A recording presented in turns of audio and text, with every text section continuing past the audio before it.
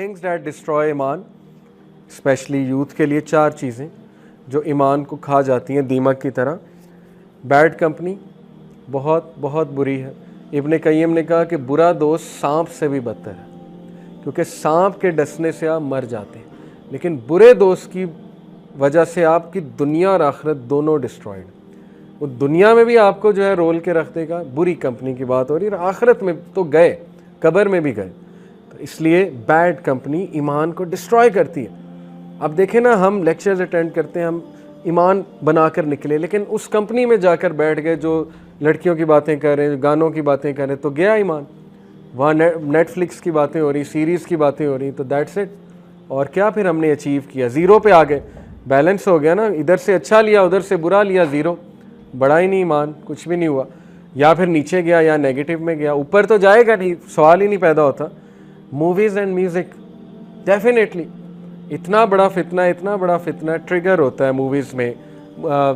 इतनी कम मूवीज़ हैं कि शायद मैं गिनती पे आपको बता सकता हूँ कि ये मूवीज़ आप देख सकते हैं। ये मैं बहुत बड़ी बात कर रहा हूँ, वैसे तो नहीं देखनी चाहिए, लेकिन ये एक अलमिया है कि अरबों मूवीज़ अब तक बनी होगी, लेकिन गिनती की मूवीज़ हैं जो मैं आपको कहूँगा कि चलो ये देख लो। यानी इतना फितना है मूवीज़ में कि सवाल ही नहीं पैदा होता, ठीक है। लेकिन ये कि चलो बच्चे हैं तो वो कुछ लोग कार्टून मूवीज़ और इस तरह के सवालात पूछते हैं, वो एक अलग बात है। डॉक्यूमेंट्री मूवीज़ हैं जो यूज़फुल मूवीज़ हैं, डॉक्यूमेंट्री मूवीज़ हो गई। तो music and movies they destroy our ईमान, स्पेशली म्यूज़िक। अभी मैं बताता हूँ कैसे। मिक्सिंग अप से मुराद है कि बहुत ज़्यादा लोगों में घुलना मिलना। ज़ाहिर है जब आप बहुत ज़्यादा मिक्सअप होते हैं लोगों में या सोसाइटी में, तो फिर चांसेस होते हैं ईमान जो है वो ख़तरे में पड़ने के। और एनवी, रसूल सल्लल्लाहु अलैहि वसल्लम ने कहा कि हसद ईमान को ऐसे खा जाता है, नेक अमाल को जैसे दीमक लकड़ी को खा जाती है। सुफियान अस-सौरी ने कहा, there is nothing that corrupts a person और rectifies him more than his companion.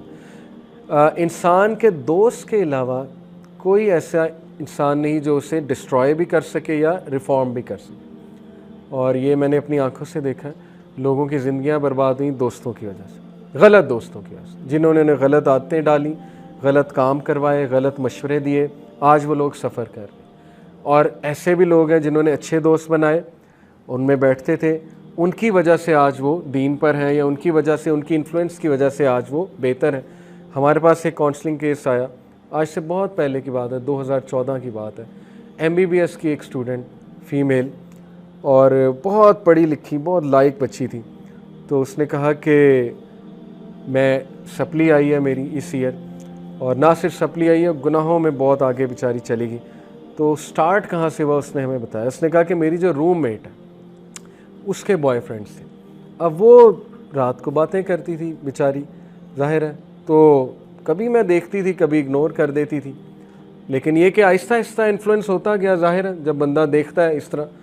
तो उसने मुझे एक दिन ऑफ़र कर दी कि मेरे जो बॉयफ्रेंड है उसका एक दोस्त है, तो आओ तुम्हारी भी मैं बातचीत कराती हूँ। ऐसे ही होता है ना, ज़ाहिर है। तो उसका अफेयर चला, अफेयर चलते चलते वो इतना डिस्टर्ब्ड हुई साइकोलॉजिकली, फिर गुनाहों में पड़ी, पढ़ाई भी गई, टॉपर थी, और रो रो के वो ये बता रही थी। सप्ली भी आई और ये वाला भी डिपार्टमेंट डिस्ट्रॉय हुआ, ईमान वाला। बहरहाल अब उम्मीद है कि अल्लाह ताला ने उसकी मदद की होगी, क्योंकि उसने रियलाइज़ किया। लेकिन पॉइंट इज़ कि सारी चीज़ स्टार्ट कहाँ से हुई? बुरे कंपेनियन से, ठीक है। इसलिए बहुत ख्याल रखें इसका कि आप किसको दोस्त बना रहे हैं। और अगर खुदा न खास्ता आपके बुरे दोस्त हैं तो उनसे दूर हो जाएं और उनको करेक्ट करने की कोशिश करें। अगर आपके कज़न्स बुरे हैं उनको बिल्कुल छोड़ ना दें, ज़ाहिर है कि छोड़ना भी मुनासिब नहीं है, नफ़रत भी ना करें, क्योंकि गुनाह से नफ़रत होती, गुनाहगार से नफ़रत नहीं होती। लेकिन ये कि उनको रिफ़ॉर्म करें, रिफ़ॉर्म नहीं होते तो दूर हो जाए। अपने आप को तो बचाएं ना, एवरी मैन फॉर हिमसेल्फ, अपने आप को तो हमने बचाना है ना। तो ये है बात बेसिकली। इब्ने हजर ने कहा, no sin remains minor when accompanied by persistence. लोग पूछते हैं ना छोटा गुनाह क्या है, बड़ा गुनाह क्या है, तो इब्ने हजर ने जवाब दिया, उन्होंने कहा हर गुनाह बड़ा है अगर वो कॉन्टीन्यूसली हो रहा है, कोई गुनाह छोटा नहीं, हर गुनाह बड़ा है अगर वो कॉन्टीन्यूस है। And no major sin remains major when accompanied by the इस्तगफार। और कोई गुनाह बड़ा नहीं है जब इस्तगफार कर ले, तो बस क्लीन, लेकिन दिल से।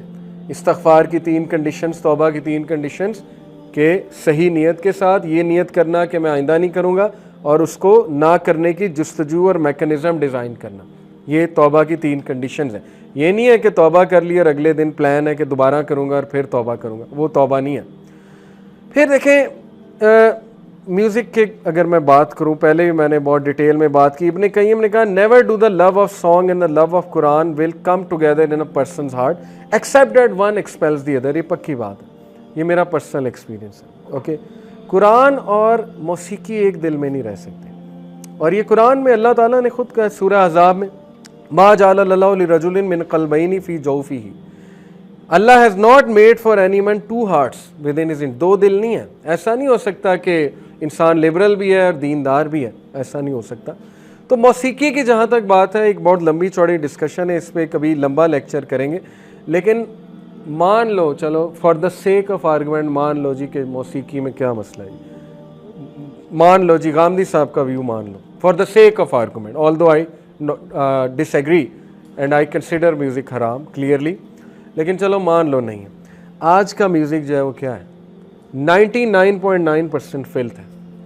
चाहे वो बॉलीवुड के गाने हैं, चाहे वो रैप है, चाहे वो हिप हॉप है, चाहे वो कोई भी गाना है, उसमें क्या सिखाया जा रहा है? उसमें या तो औरत डिस्कस हो रही है, उसका फिगर डिस्कस हो रहा है, drugs and rock and roll, ये पार्टी डिस्कस हो रहा है, या योलो एक फ़लसफ़ा है, यू ओनली लिव वंस, वो डिस्कस हो रहा है, या उसमें जो है वो क्या फ़न डिस्कस हो रहा है। Where is the element of grooming?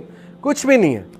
तो इसलिए ये डिस्कशन नहीं है कि म्यूज़िक जो है वो हराम है कि हलाल है। ये देखें वो टीच क्या कर रहा है आपको, what are you getting from music. Music का वही इफेक्ट है जो ड्रग का इफेक्ट है, वो एग्जैक्टली वही न्यूरल पाथवे आपका एक्टिव करता है जो ड्रग एक्टिव करता है।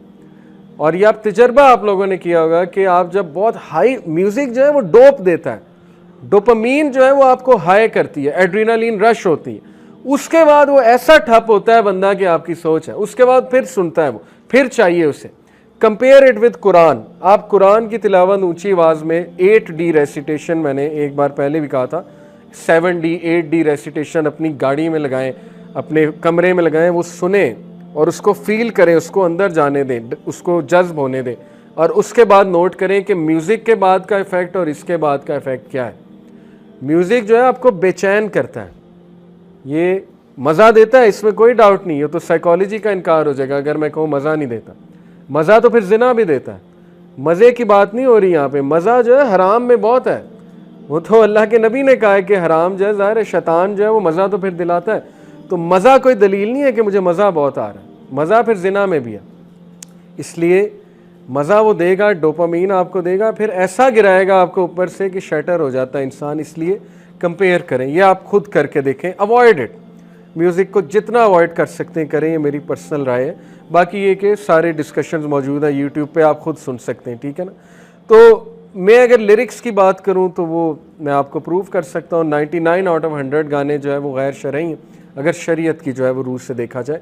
शायद 1% लिरिक्स, 5%, चलो 5% लिरिक्स जो है वो शायद कुछ टीच करते हो, कोई अच्छी बात करते हैं, कोई अच्छी शायरी। तो शायरी में और मौसीकी में ज़रा फ़र्क है। वैसे तो बर्ड्स की चिरपिंग ये भी मौसीकी है, वाटरफॉल ये भी मौसीकी है, वो एक अलग बात है, नेचुरल साउंड्स और चीज़ है। लेकिन ये जो म्यूज़िकल इंस्ट्रूमेंट्स इन्होंने बना दिए हैं, इसका इफेक्ट ड्रग वाला है। ये मेरी रिसर्च है पूरी। ये वही न्यूरल पाथवे आपका एक्टिव करता है जो ड्रग एक्टिव करता है। और ड्रग का क्या इफेक्ट होता है? लॉस ऑफ सेंसेस, बंदा सेंसेस लूज कर जाता है, बंदा फैंटेसी में चला जाता है। मौसीकी सुन के बंदा फैंटेसी में जाता है, जो आज की मौसीकी की बात कर रहा हूँ, ठीक है। तो इसलिए ये ज़रा इस पर आप रिसर्च मज़ीद करें। मेरे नज़दीक जो है वो म्यूज़िक और मूवीज़ दोनों ईमान के डिस्ट्रॉय करने के पीक के जो है वो टूल्स हैं।